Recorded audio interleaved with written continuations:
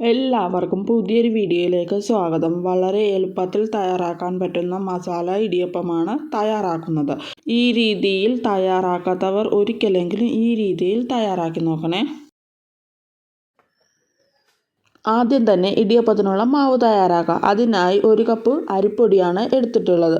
അരിപ്പൊടിയിലേക്ക് 1/4 teaspoon ഉപ്പ് ചേർത്ത് ഇളക്കി യോജിപ്പിച്ചതിന് ശേഷം ഈ പൊടി നനയ്ക്കുന്നതിന് വേണ്ടി 1/2 കപ്പ് വെള്ളമാണ് ചേർത്ത് കൊടുത്തിട്ടുള്ളത്. വെള്ളം ചേർത്ത് കൊടുത്തതിന് ശേഷം കട്ടകളില്ലാതെ പൊടി നന്നായി ഇളക്കി യോജിപ്പിക്കണം.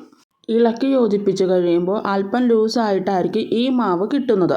കട്ടകളില്ലാതെ തന്നെ പൊടി കലക്കിയെടുത്തതിന് ശേഷം ഫ്ലെയിം ഓൺ ചെയ്ത് മീഡിയം ഫ്ലെയിമിലിട്ട് കൊടുത്ത് ഈ പൊടിയൊന്ന് വാട്ടിയെടുക്കണം. ഇതുപോലെ ഇടയ്ക്കിടയ്ക്ക് ഇളക്കി കൊടുത്തുകൊണ്ടേയിരിക്കണം. മാവിന് നല്ല സോഫ്റ്റ് കിട്ടുന്നതിന് വേണ്ടിയിട്ട് 1 ടീസ്പൂൺ വെളിച്ചെണ്ണയാണ് ചേർത്ത് കൊടുത്തിട്ടുള്ളത്.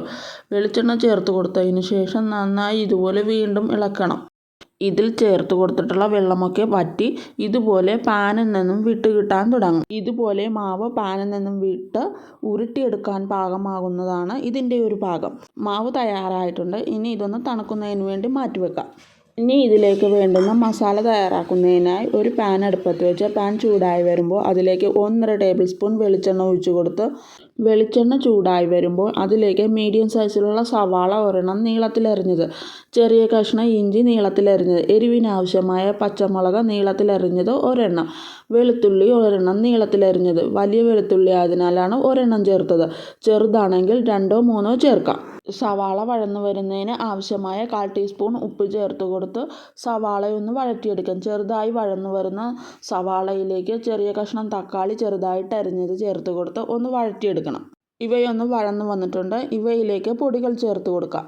1/4 ടീസ്പൂൺ ഗരം മസാല, 1/4 ടീസ്പൂൺ മഞ്ഞൾപ്പൊടി, 3/4 ടീസ്പൂൺ മുളക് പൊടി, 1/4 ടീസ്പൂൺ കുരുമുളക് ചതച്ചത് എന്നിവ ഇതിലേക്ക് ചേർത്ത് കൊടുത്ത് പൊടികളുടെ പച്ചമണം മാറുന്നവരെ ഒന്ന് വഴറ്റിയെടുക്കണം.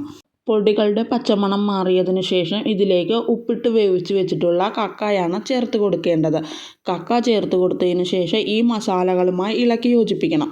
ഈ വീഡിയോ ഇഷ്ടമായാൽ ലൈക്ക് ചെയ്യാനും ഈ ചാനലൊന്ന് സബ് ചെയ്ത് സപ്പോർട്ട് ചെയ്യാനും മറക്കരുതേ. മസാല തയ്യാറായിട്ടുണ്ട്. ഇനി ഇടിയപ്പം തയ്യാറാക്കി തുടങ്ങാം. ഒരു വാഴയിലെടുത്ത് വാട്ടിയതിന് ശേഷം അതിലേക്ക് ഒരു അല്പം എണ്ണ തടവിയതിന് ശേഷം സേവനാഴിയിലേക്ക് ആവശ്യത്തിനുള്ള മാവ് വെച്ച് കൊടുത്തതിന് ശേഷം ഇതുപോലെയൊന്ന് പരത്തിയെടുക്കണം. ഇനി ഇതിലേക്ക് ആവശ്യത്തിനുള്ള മസാലകൾ ചേർത്ത് കൊടുത്തതിന് ശേഷം ഒരു വശം ഇതുപോലെയൊന്ന് മടക്കി കൊടുക്കണം. എണ്ണ തടവിയിട്ടുള്ളതിനാൽ ഇതുപോലെ മടക്കി കൊടുക്കുമ്പോൾ മാവ് ഇലയിൽ നിന്നും വിട്ട് കിട്ടും. ഒരു വശം മടക്കിയെടുത്തതുപോലെ ബാക്കി 3 സൈഡും ഇതുപോലെ മടക്കിയെടുക്കണം.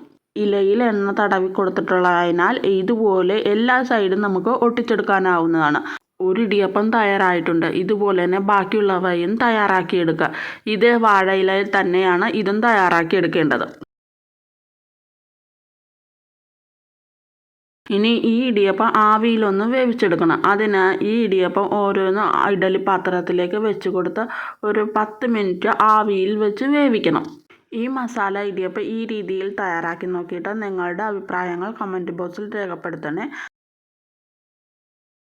മസാല ഇടിയപ്പം തയ്യാറായിട്ടുണ്ട്. ഈ വീഡിയോ നിങ്ങൾക്ക് ഇഷ്ടമായെന്ന് വിചാരിക്കുന്നു. അടുത്തൊരു വീഡിയോയുമായി വീണ്ടും കാണാം.